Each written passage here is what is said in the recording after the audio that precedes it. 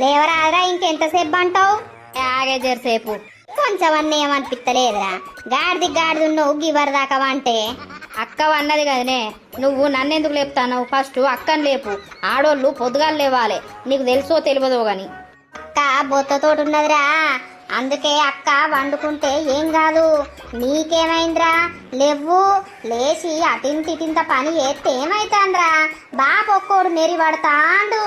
ఏం పని చేయాలని అవ్వా?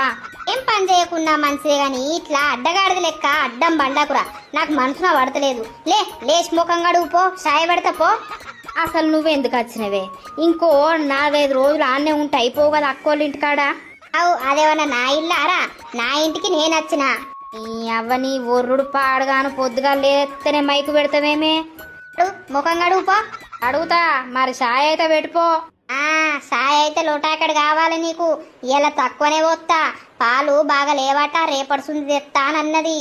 ఇలా కొన్నే పోసిందట, బాపు పట్టుకొచ్చిండు.